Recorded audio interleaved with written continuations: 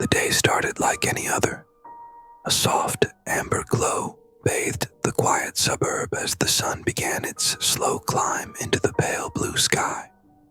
The streets around Oakwood High were lined with neat rows of trees, their leaves shifting gently in the crisp morning breeze.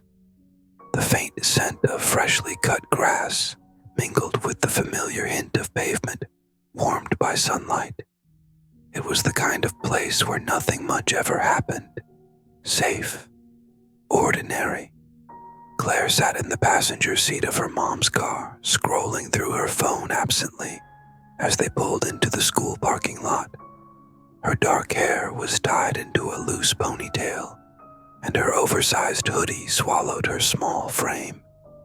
The faint buzz of the radio mixed with the hum of the engine as her mom talked about her plans for the day, though Claire wasn't really listening.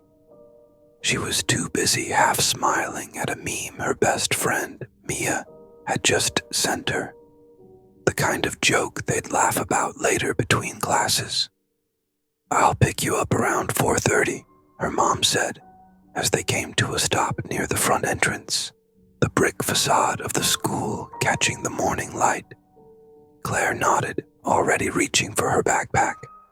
"Thanks, Mom. See you later."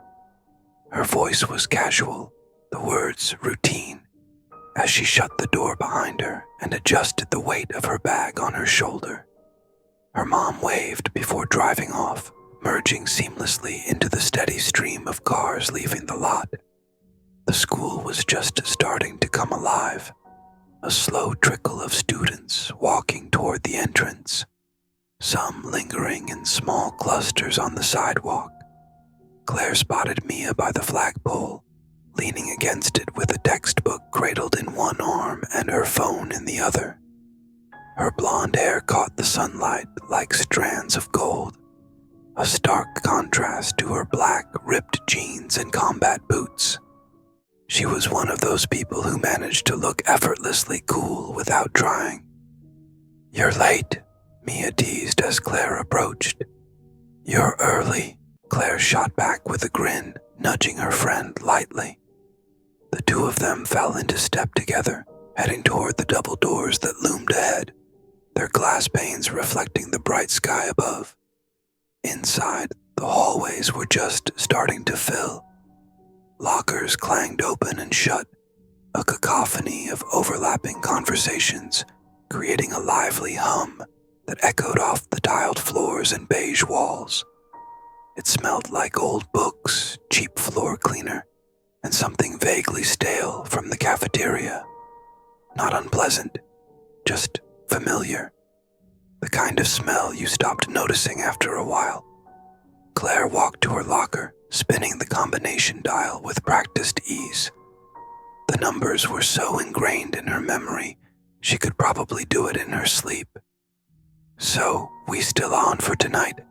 Mia asked, leaning against the neighboring locker. "Yeah," Claire replied, shoving her textbooks inside and grabbing the one she needed for first period. "But let's not stay up too late this time. I have that history project due Monday." Mia smirked. "Since when do you actually care about deadlines?" "Since Mr. Phelps threatened to dock me an entire letter grade for late submissions," Claire muttered, slamming her locker shut. The sound blended into the noise around them, just another small detail in the background of an ordinary school day. The first bell rang out, cutting through the chatter and signaling the official start of the morning. Claire and Mia exchanged a quick wave before splitting off in opposite directions toward their respective classes. The crowd thinned as students filed into rooms, doors swinging shut one by one. By the time Claire slid into her seat near the back of her math class, the hallway outside was almost eerily quiet. The day unfolded as predictably as always. Notes scribbled in the margins of worksheets, half-hearted participation in class discussions, and a quick lunch in the cafeteria surrounded by the usual crew. By the time the final bell rang, releasing the school into the warm embrace of the late afternoon sun. Claire felt the familiar pull of exhaustion, not from anything particularly demanding, but from the sheer monotony of it all. She met Mia by the bike racks, their usual spot, and the two of them walked together to the library down the street. It was something of a tradition, a quiet space to kill time and pretend to be productive before heading home. The library smelled of paper and ink, and the faint creak of wooden shelves made the place feel like a world apart from the hum of school life. For a moment, Claire allowed herself to relax completely, letting the quiet of the library wrap around her like a blanket. She and Mia sat at their usual table in the far corner, the one partially hidden by a towering bookshelf filled with outdated encyclopedias. It was their unofficial spot, tucked away from prying eyes and the occasional noise of the main floor. I swear, if I have to hear Mrs. Peterson say, "Show your work," one more time, I might actually lose it, Mia said, breaking the silence. Her voice was low but full of mock exasperation. Claire laughed softly, the sound carrying a sense of ease. For now, at least, everything felt normal. The sun began to dip lower in the sky, casting long golden shadows through the library windows. Outside, the world carried on in its steady rhythm. Cars passed on the street, their headlights flickering to life as the day transitioned slowly, almost imperceptibly, into evening. It was just another day, safe, ordinary. But ordinary days have a way of unraveling. Slowly, quietly, the library emptied out as the evening wore on. One by one, the usual faces disappeared. The elderly man who always sat by the newspaper rack, the two kids whispering over a comic book, the group of college students typing furiously on their laptops. By the time the librarian began her slow circuit through the aisles, checking for stray books or discarded papers, Claire realized how quiet it had become, the kind of quiet that feels heavier as the night presses closer. Mia was still at their corner table, hunched over her phone. Her boots were propped up on the chair across from her, and her half-eaten granola bar sat forgotten next to a notebook filled with doodles and half-written notes. Claire flipped through the pages of her math textbook, but her focus was slipping. She glanced out the tall library windows, where the soft glow of street lights was just starting to illuminate the sidewalk. "You ready to call it?" Mia asked, breaking the silence. She stretched her arms above her head, letting out a small sigh as her boots hit the floor with a dull thud. "Yeah," Claire said, snapping her book shut. "I'm not getting anything done anyway." The librarian gave them a polite smile as they passed the front desk on their way out. She was a kind-looking woman, though she always seemed a little tired, like she carried more weight on her shoulders than her slight frame suggested. Her voice followed them softly as they pushed through the doors into the cool evening air. "Good night, girls." The town felt different after sunset. Not in a bad way, just quieter, calmer. The streets, which had been busy with the students, cars, and commuters earlier, were now almost empty. The soft hum of a distant car engine blended with the faint chirping of crickets, and the air smelled faintly of pine and damp earth. A light breeze tugged at Claire's hoodie as she adjusted her backpack strap. "Want me to walk you home?" Mia offered, though her house was in the opposite direction. Claire shook her head. "Nah, it's not far. I'll text you when I get there." "You better," Mia said, a teasing edge in her voice. "You've got a terrible track record with that." Claire rolled her eyes but smiled, watching as Mia turned and headed down the sidewalk. Her friend's silhouette grew smaller with every step, eventually disappearing around the corner. Claire stood there for a moment, just listening to the sounds of the night. The street light above her flickered faintly, as if trying to decide whether to stay on or not. But she paid it no mind. The walk home wasn't long. It was a familiar route, one she could probably navigate blindfolded if she had to. The same houses lined the street, their porch lights glowing warmly. A dog barked faintly in the distance, and somewhere, a television murmured behind closed curtains. It was the kind of neighborhood where everyone knew everyone, or at least thought they did. As she rounded the last corner, the small park near her house came into view. It wasn't much, just a cluster of swings, a slide, and a couple of benches under a single street lamp. But it had been a fixture of her childhood. The swing chains creaked faintly in the breeze, their sound barely audible over the rustling of leaves. Claire didn't slow her pace, though her eyes lingered on the empty playground for a moment longer than usual. The front porch light of her house was on, casting a warm glow over the driveway. Her mom's car was parked out front, a familiar and comforting sight. Claire pulled her keys from her pocket as she climbed the steps, the weight of the day finally settling in her shoulders. Inside, the house was quiet except for the faint hum of the dishwasher in the kitchen. The soft, golden light from a table lamp spilled across the living room, and the faint smell of lavender lingered in the air, probably from one of her mom's candles. Claire set her backpack down by the door and slipped off her shoes, wiggling her toes against the cool wooden floor. "Mom," she called, her voice breaking the stillness. No answer, but she wasn't concerned. Her mom's office was in the back of the house, and it wasn't unusual for her to lose track of time while working on something. Claire grabbed a glass of water from the kitchen before heading to her room. The door clicked softly shut behind her, and she let out a long breath, sinking onto her bed. The familiar space wrapped around her like a second skin. The posters on the walls, the cluttered desk, the pile of laundry she kept promising to put away. Everything was exactly as it should be. She picked up her phone, thumb hovering over Mia's chat. "Made it home," she typed, hitting send without thinking. The little delivered icon popped up, and she tossed the phone onto her bed, letting it bounce slightly.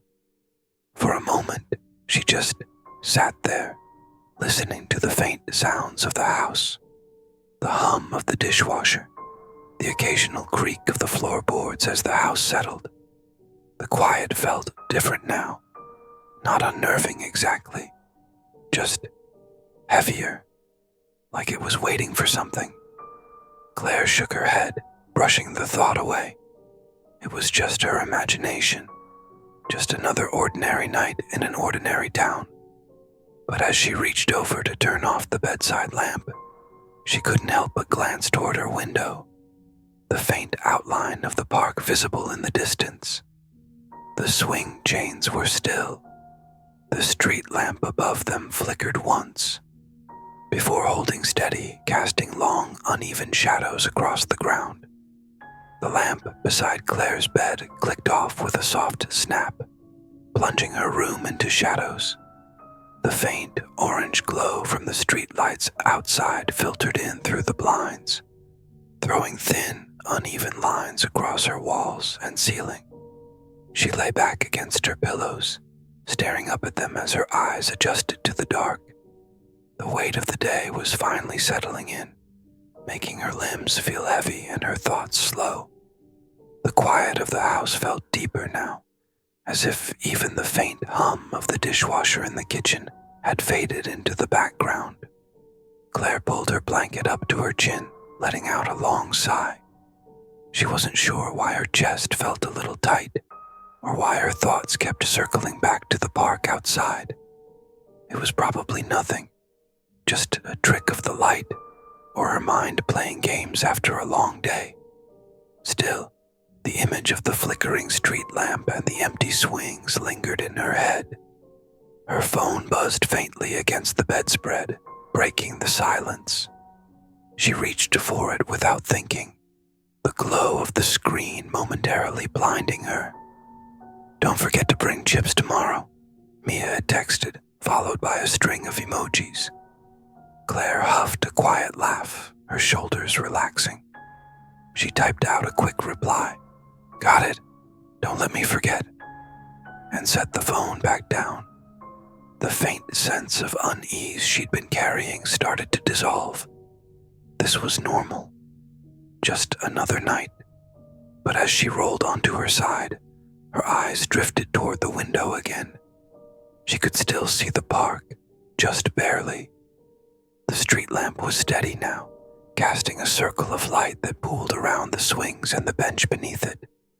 It looked still, quiet, normal. Claire turned her back to it and closed her eyes. She wasn't sure how long she had been drifting in and out of sleep when the sound reached her. It was faint, muffled by the walls of her room and the blanket pulled up around her ears. At first, she thought it might just be her mom moving around the house, maybe finishing up work and heading to bed.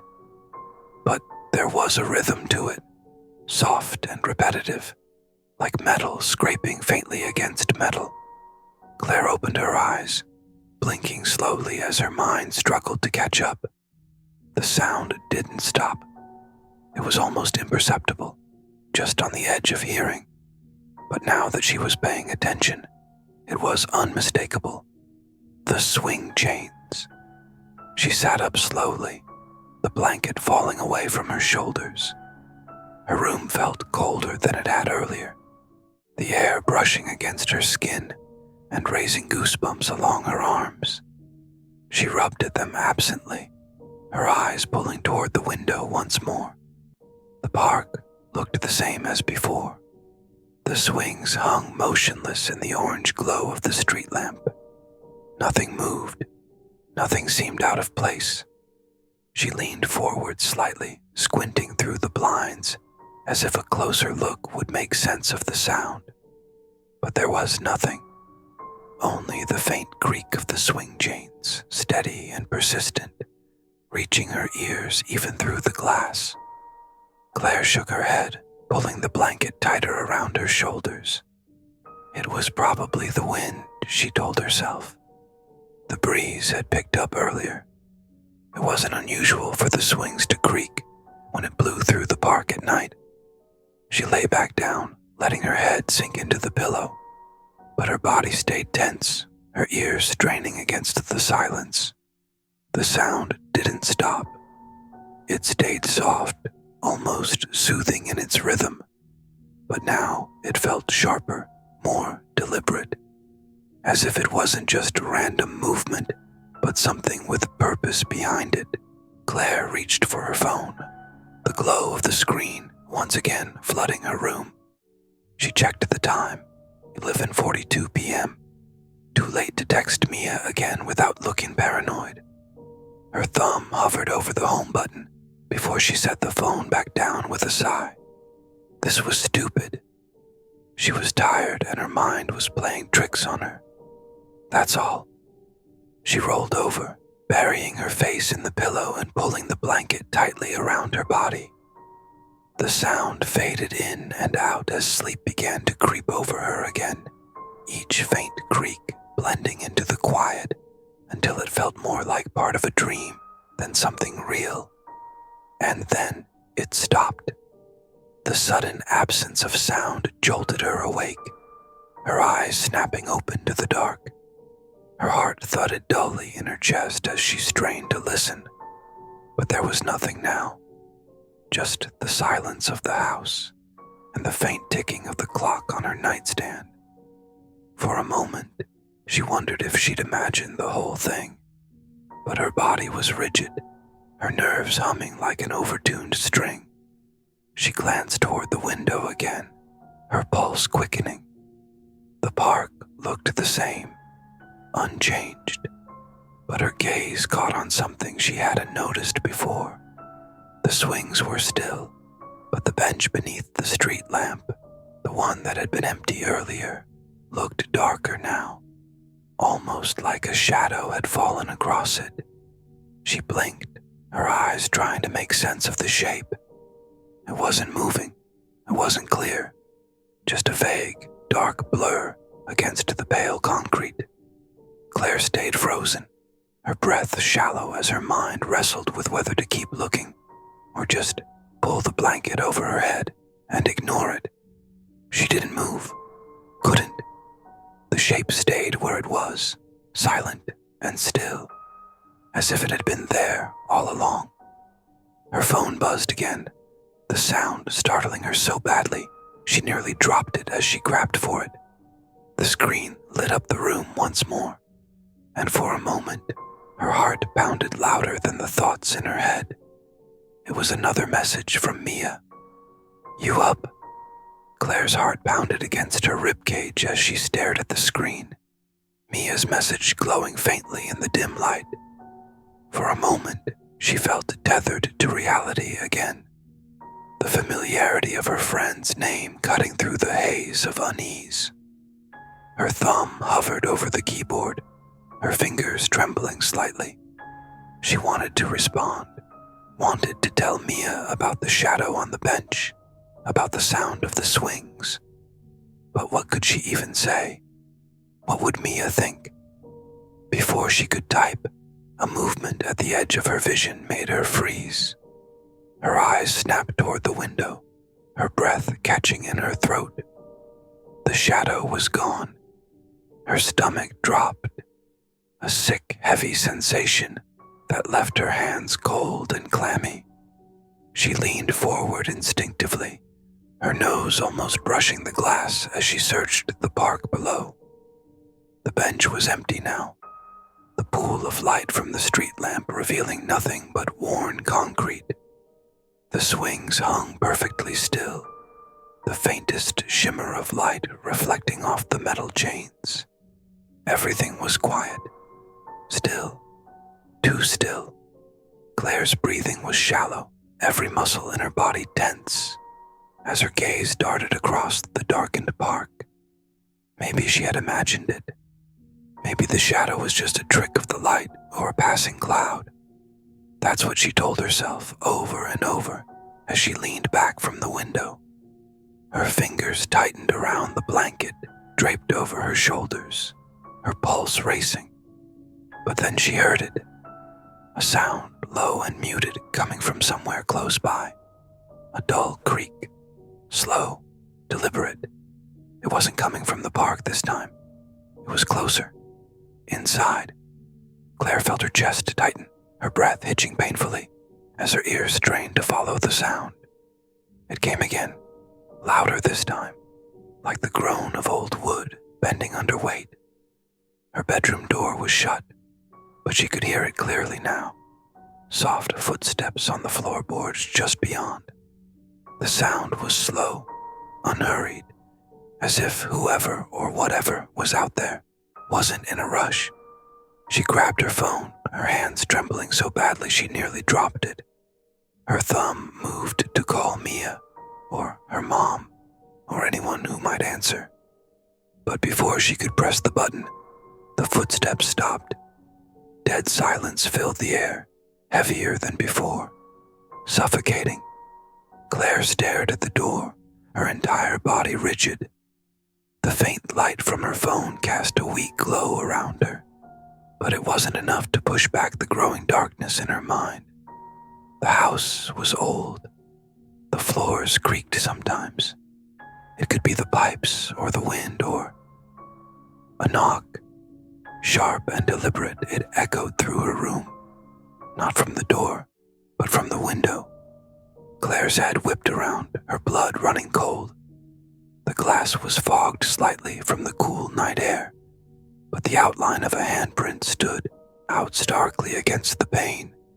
It was large, the fingers long and spindly, smudged as if whoever had left it had pressed their palm into the glass with unnatural force. Her mouth went dry.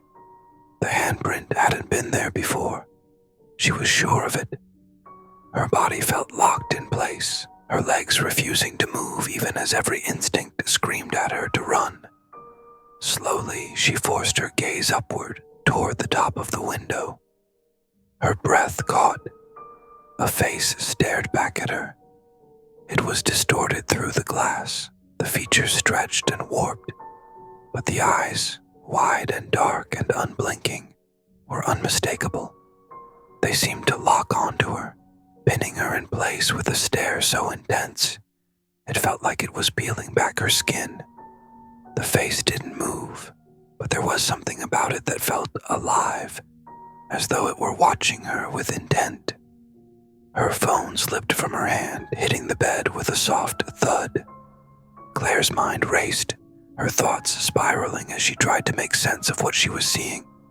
She wanted to scream, to call for her mom, but her voice felt trapped in her throat, strangled by fear. The face tilted slightly, as if curious. The movement was slow, deliberate, and wrong, like watching a puppet jerk into motion. The hand pressed against the glass again, harder this time, the faint sound of the pane creaking under the pressure filling the room. Then, the face disappeared. It moved so quickly that Claire almost doubted she had seen it at all. One moment it was there, and the next, the window was empty, reflecting only the faint glow of her bedside lamp. The handprint remained, smeared and fading. Claire scrambled off the bed, her knees weak beneath her. Her first instinct was to run, to find her mom, to get out of the house. But as her fingers brushed the doorknob, she froze. The footsteps were back. They were louder now, coming from just outside her door. They stopped abruptly, and for a second the silence was so complete that Claire could hear her own heartbeat pounding in her ears. She backed away, her gaze flickering between the door and the window, her mind screaming at her to move, to do something. The door handle turned. The metallic rattle of the doorknob turning filled the room, sharp and deliberate, as if the thing on the other side wanted her to hear it. Claire stumbled back, her hands scrambling along the edge of her desk for something, anything that could act as a weapon. Her fingers closed around a pair of scissors, their cold, smooth handle grounding her for just a moment. She gripped them tightly, her knuckles white, the trembling in her hands betraying the false bravado she tried to muster.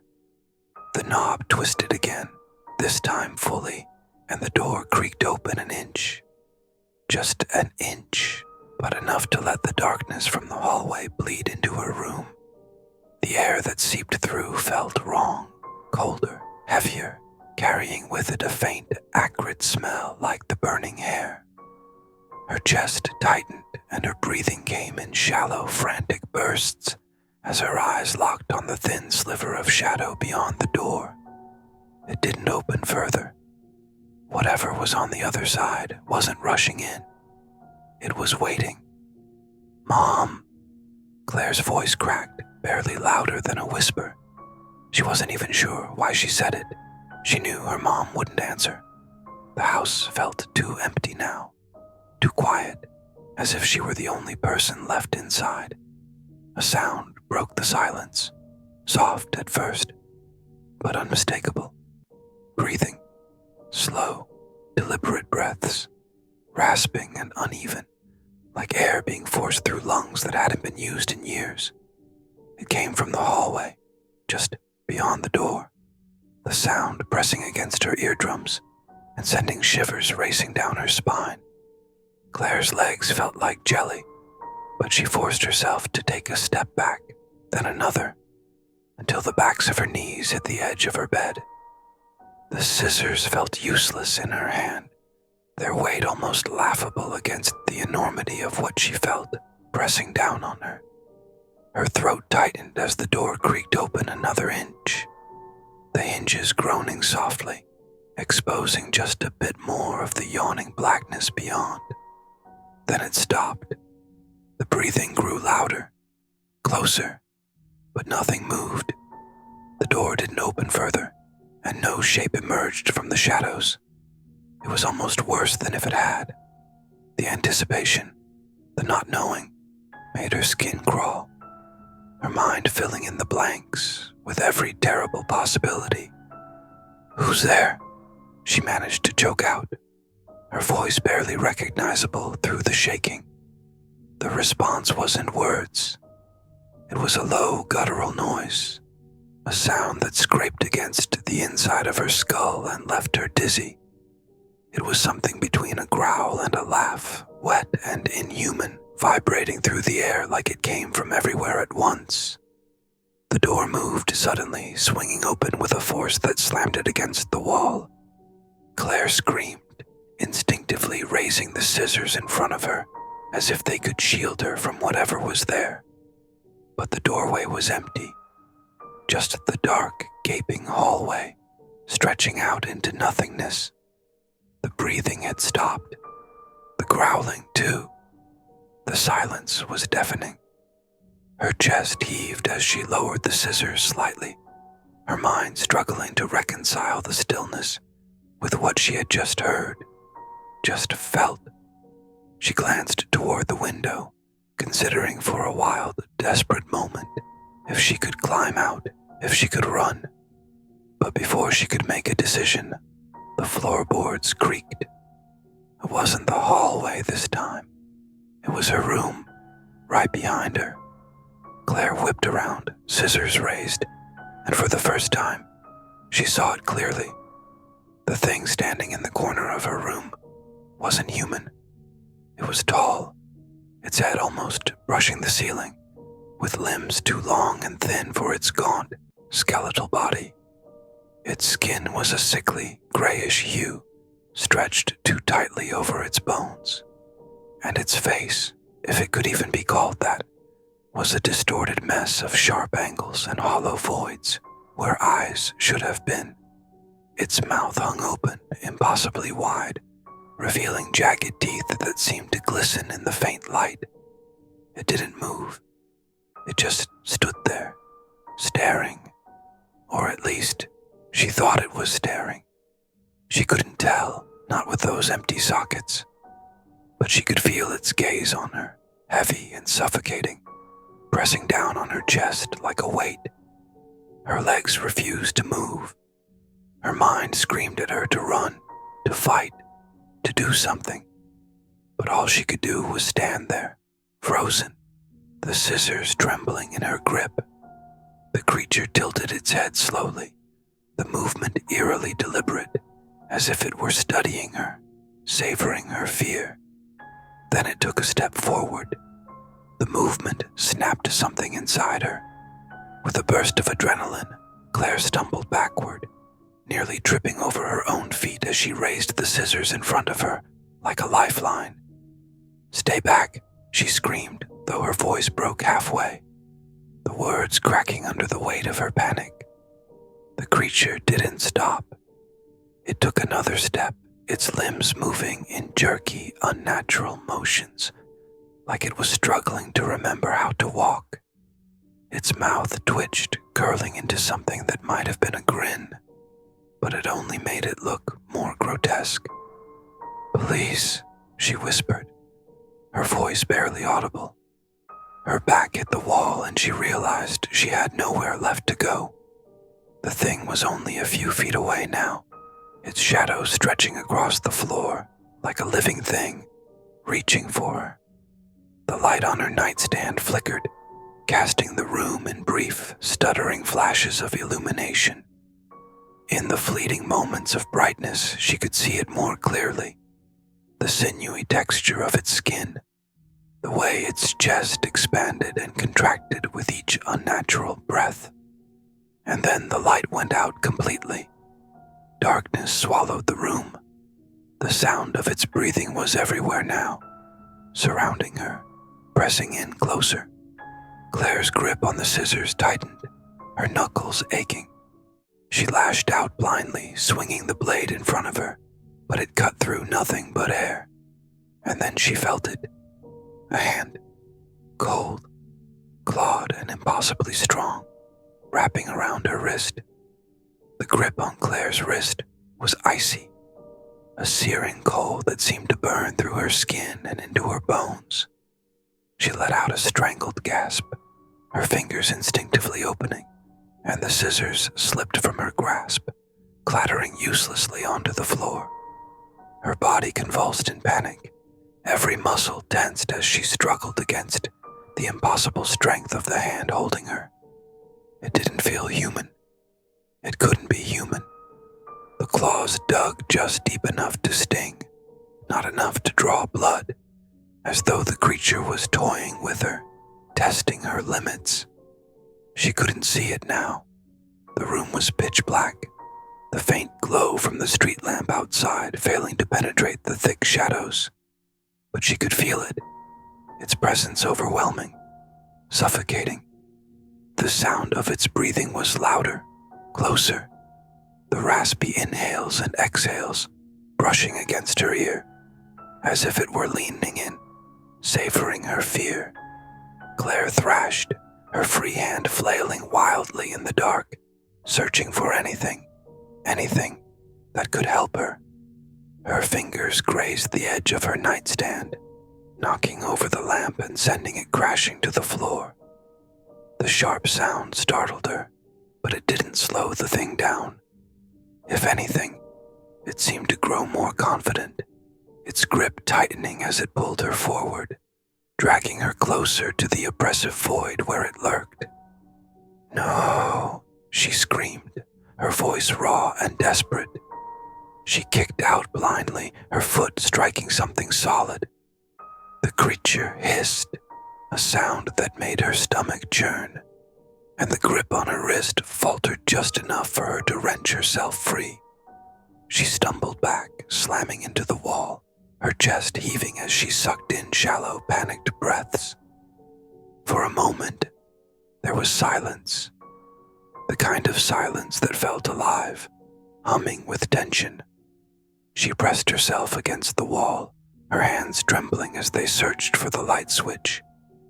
Her fingers finally found it, and with a desperate flick the overhead light blinked on, flooding the room with harsh, artificial brightness. It was empty. The creature was gone. The room was exactly as it had been before.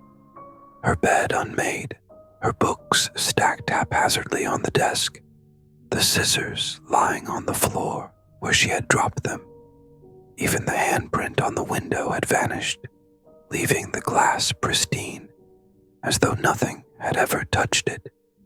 Claire's legs gave out, and she slid to the floor, her back against the wall. Her entire body shook, her mind racing to make sense of what had just happened. It wasn't possible. None of it was possible. But the ache in her wrist where the creature had grabbed her felt real. The faint scent of something acrid still lingered in the air, clinging to her skin like a memory she couldn't shake. She sat there for what felt like hours, staring at the empty space where the creature had stood. Her phone buzzed on the bed, the sudden noise making her flinch. She reached for it hesitantly, her hand trembling as she swiped the screen.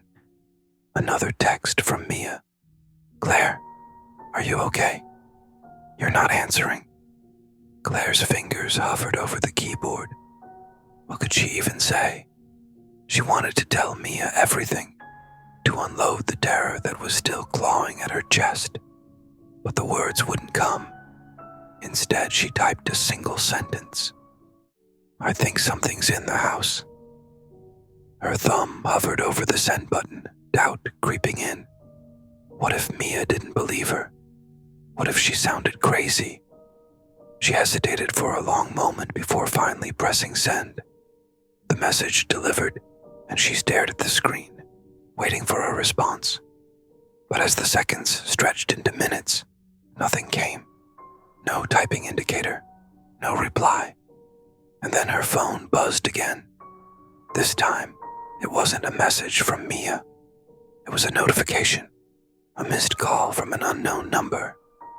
Claire frowned, her heartbeat quickening as she tapped on it. The call had come in just a minute ago while she was staring at her phone. Her stomach twisted as she stared at the number. There was something familiar about it, though she couldn't place why. Her phone buzzed again. Another missed call. The same number. A chill ran down her spine as her gaze shifted back to the window. She didn't know why she looked, but something compelled her. The street lamp outside was still glowing, casting its pale light over the park. The swings hung motionless. The bench was empty. And then, just at the edge of the light, something moved. It was subtle, almost imperceptible. A flicker of motion in the shadows. Claire leaned forward instinctively, her breath catching in her throat. Her phone buzzed again, but she barely noticed, her attention locked on the figure emerging from the darkness. It was tall, unnaturally so, its silhouette elongated and distorted like a reflection in warped glass. It didn't step into the light. It stayed just at the edge, where the shadows were deepest, its face obscured, but its presence unmistakable. Her phone buzzed again, insistent now, the vibration rattling against the floor. With trembling hands, she picked it up. Another call from the same number. This time, she hesitated before answering, her thumb hovering over the screen. She pressed accept. She didn't say anything. For a moment, there was only silence on the other end. Then a voice, low and rasping, crackled through the speaker. "I'm already inside." The call ended,